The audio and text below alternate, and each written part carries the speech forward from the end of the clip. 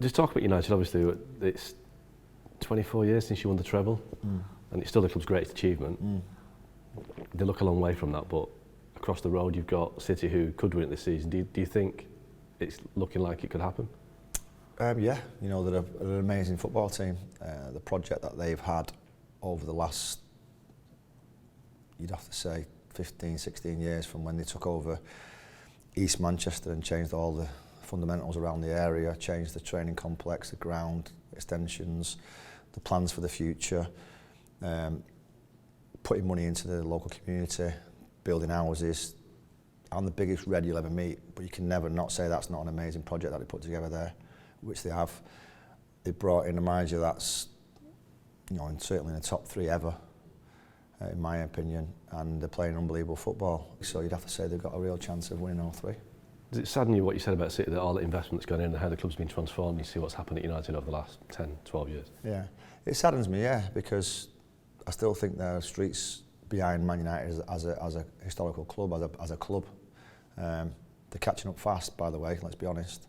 But I think the infrastructure that they've built underneath will see them through for the next 20, 30 years. And I think the biggest thing for Man United now is whether the owners stay or new owners come in, is they have to fundamentally look at the foundations of the club, because there's no point buying Harry Kane and then saying that's going to do us for 4 years, because it's a plaster up over a gaping wound, and the gaping wounds are that fundamentally that there has to be an infrastructure put in place where they can have a base to work from. I mean, Ten Hag, I think, is an amazing coach. I think he'll do unbelievable stuff at the club if he's been backed. But it's really difficult attracting top players if you haven't got the fundamentals of a football club right, unless you attracting the wrong players who just come for money, which has happened over the last 5 or 6 years. I mean, it's not long since you left United, so do you feel that the club is on the right track, being back to where it should be, or do you still have concerns that it isn't? I think they've got the right manager.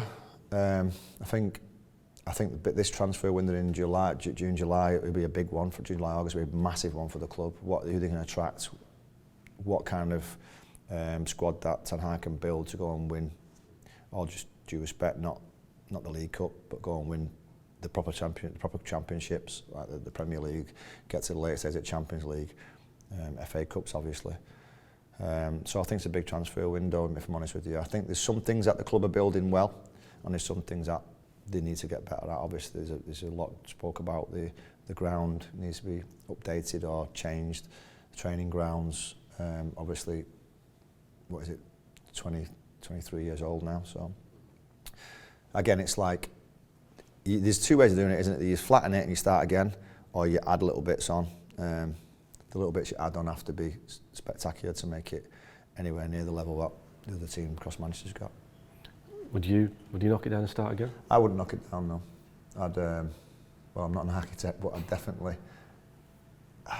don't like knocking it. There's too historical to knock down. I think they'd have to just work out a way of doing it side by side as they're playing, and bring the tenants down while it's building it. So 2 more things on the treble. So, first of all, how would you feel if City did it? It wouldn't diminish your achievement, but it wouldn't be unique anymore, would it? No, it wouldn't be unique. I probably won't get asked about it as much. It won't be unique, no. But listen, it is what it is. It'll happen again, whether it be this year, 10 years' time. It's going to happen again. I'd rather it not be City, if I'm honest. But I'm a football person. I'm not a bitter person. I've got a lot of mates who are City fans, so they'll tell you myself. I'm quite honest, and the way they play football and what they do, you can't not say they're good. I mean, they're very, very good. I mean, what they did against Bayern in the Champions League was frightening, really. So whether or not Bayern's the great team that they used to be, I don't know. But to go and do what they did there is phenomenal, really. So if they win it, you know, well done, good luck to them. But I don't think they'll do it in the style we did it in. Would it be easier to accept they're doing it in Liverpool?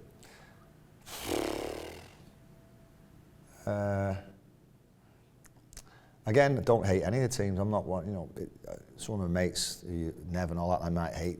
I really don't. I don't hold any hatred toward Liverpool or City.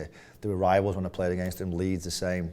There's nothing that would make me go, I hate you more than you in a team. It's just like I was always driven as Man United, and as a fan, and that's what I'm like now. Whoever wins the treble, I'll be a bit gutted for it, but if they're doing it in the right way, they're playing the right way of football, then fair play to them. Well, look, I mean, United can stop it. If let's City win the league, there's a cup final, the Manchester Derby Cup final. Yeah.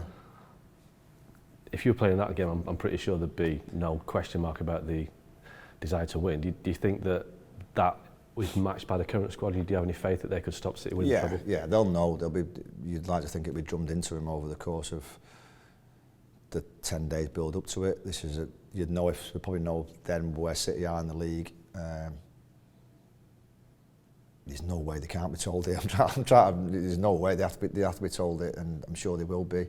There's a few people still left. Hopefully that'll be able to tell them the history of the not hatred but the rivalry, the city, what it means to people. I mean, to be fair to Ten Hag, you see him all around the local area with his missus on his bike, and he's engaged in the community, so that's really healthy, and I like that. But yeah, they have to be told that they can't lose that game. Whatever means, they can't lose that game. Thanks so much for watching ESPN on YouTube, and for more sports highlights and analysis, be sure to download the ESPN app, and for premium content and live streaming, subscribe to ESPN Plus.